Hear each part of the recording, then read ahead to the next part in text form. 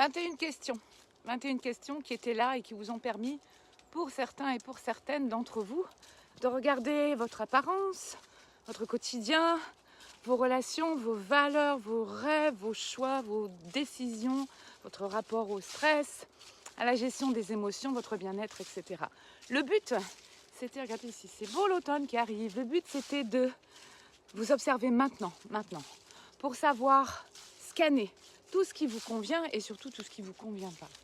Parce que la future version de vous, ça tremble, la future meilleure version de vous dans la 4D, qui est beaucoup plus alignée, beaucoup plus sage, ou peut-être beaucoup plus ancrée, ou peut-être beaucoup plus fou ou folle, je ne sais pas. En tout cas, cette version-là, elle est déjà accessible maintenant.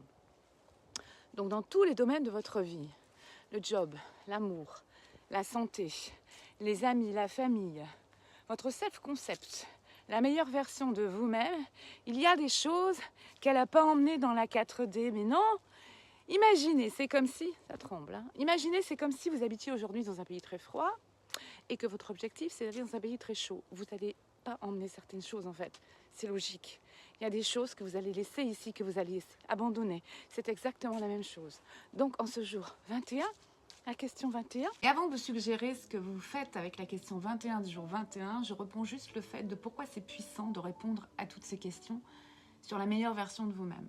Parce que pour aller toujours vers la meilleure version de nous-mêmes, c'est pas forcément prendre des grandes résolutions, mais c'est de faire un job d'exploration intérieure.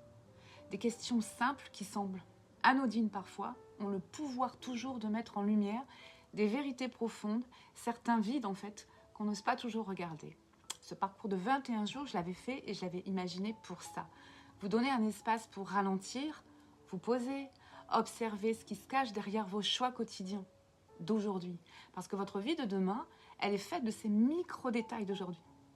Et d'ailleurs, si vous souhaitez aller encore plus loin, il y a plein d'autres approches toutes simples comme ça, mais puissantes.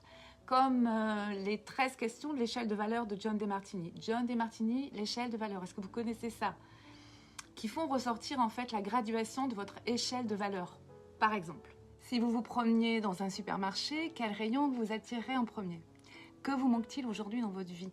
Si vous deviez garder un seul livre, lequel choisisseriez-vous ? Qu'est-ce qui vous met profondément en colère ?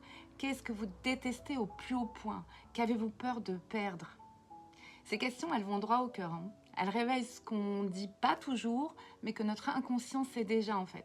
Elles révèlent vos valeurs, vos priorités, vos blessures qui se cachent en dessous, etc.